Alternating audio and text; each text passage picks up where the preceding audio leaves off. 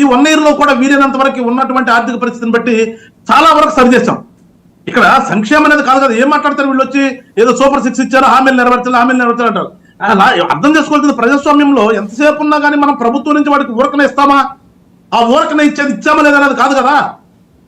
వాడికి ఆ ఊరకనే తీసుకునే విధానం నుంచి అసలు నాకు ఏమి వద్దు, ప్రభుత్వం ఇదేంటి, మీరు ఏం చేయాలో అది చెయ్యండి అని ఓటర్ అడిగే స్థితికి ఈ పాలకులు తీసుకెళ్ళాలి. అది కదా రాజకీయం అంటే.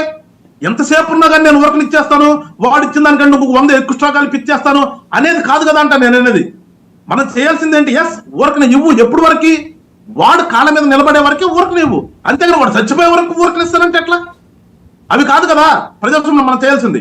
ఒక పక్కన అభివృద్ధి చేసుకుంటూ వాళ్ళ కాళ్ళ మీద వాళ్ళు నిలబడి బతకగలిగే స్థితికి తీసుకెళ్లాల్సిన ఆవశ్యకత ఈ రాజకీయ నాయకుల్లో ఉంటది.